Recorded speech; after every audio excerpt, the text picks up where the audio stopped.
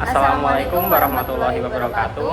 Halo semuanya, perkenalkan, nama saya Rani Bintang Aisyah dengan NIM akhir 027 dan juga rekan saya Lukman Majid dengan NIM akhir 127.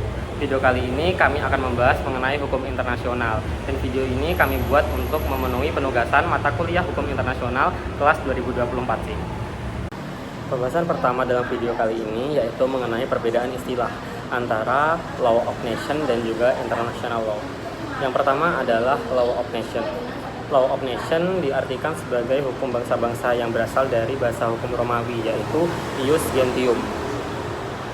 Ius gentium pada arti semula atau law of nation merupakan hukum yang berlaku antara bangsa-bangsa, serta kaidah ataupun asas yang mengatur hubungan antara bangsa Romawi dengan bangsa bukan Romawi ataupun bangsa-bangsa yang bukan Romawi. Maka dari itu, ketika kita menggunakan istilah law of nation, istilah tersebut akan merujuk pada kebiasaan, hukum, serta aturan yang mengatur bagaimana hubungan-hubungan bangsa-bangsa Romawi pada zaman terdahulu, khususnya pada zaman Kekaisaran Romawi.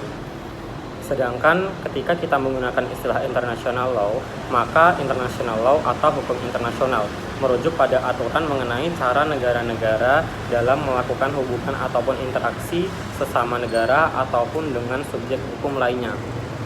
Dalam pembahasan kali ini, yang akan kami tekankan adalah mengenai hukum internasional publik. Menurut Mokhtar Kusuma Atmaja, hukum internasional publik merupakan suatu kumpulan kaidah ataupun asas-asas yang mengatur hubungan atau persoalan melintasi batas antar negara, baik itu hubungan negara antar negara ataupun negara dengan subjek hukum internasional lainnya. Baik, pembahasan yang kedua yaitu unsur-unsur dari hukum internasional. Yang pertama ada tujuan hukum internasional, yang kedua sumber hukum internasional, yang ketiga subjek hukum internasional, dan yang keempat prinsip atau asas dari hukum internasional itu sendiri. Untuk tujuan dari hukum internasional sendiri itu yang pertama menciptakan sistem hukum yang mengatur antara hubungan-hubungan subjek-subjek hukum internasional dengan berlandaskan keadilan. Yang kedua, mengatur perilaku negara-negara di dunia untuk tujuan perdamaian dunia. Lalu untuk unsur-unsur yang kedua yaitu sumber hukum internasional. Yang pertama ada perjanjian internasional, yang kedua ada kebiasaan internasional, yang ketiga ada prinsip-prinsip hukum umum, dan juga yang keempat ada putusan jurisprudensi dari pengadilan. Yang pertama dari sumber hukum internasional itu adalah perjanjian. Perjanjian merupakan persetujuan dari negara-negara. Lalu yang kedua ada kebiasaan internasional. Kebiasaan internasional ini adalah hukum yang berkembang dari praktik kebiasaan negara-negara.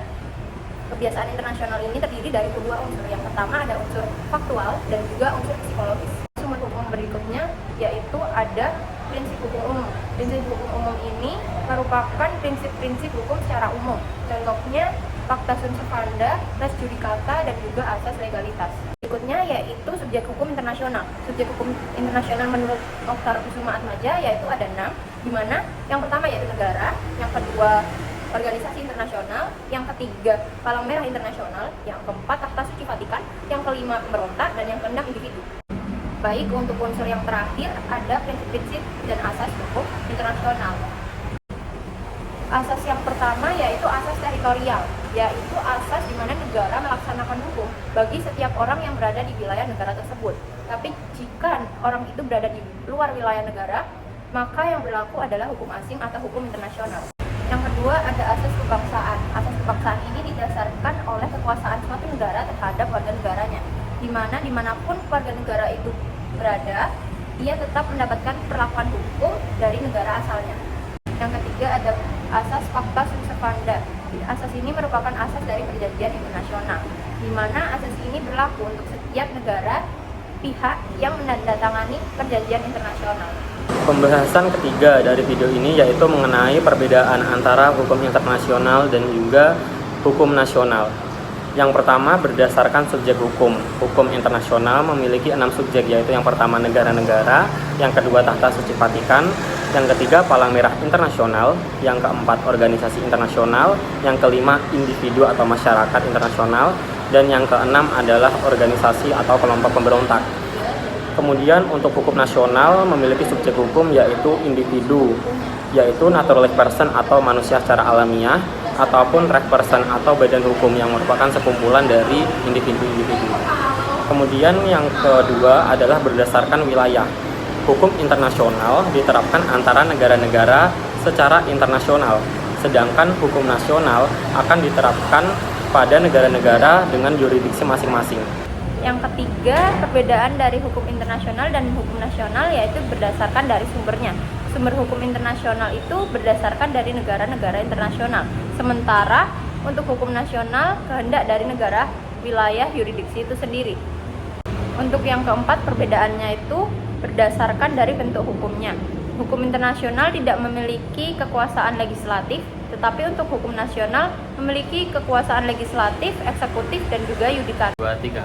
Baik, sekian dari kami tentang pembahasan hukum internasional. Mohon maaf apabila ada kesalahan yang kami perbuat dalam video kali ini. Kami akhiri. Wassalamualaikum warahmatullahi wabarakatuh.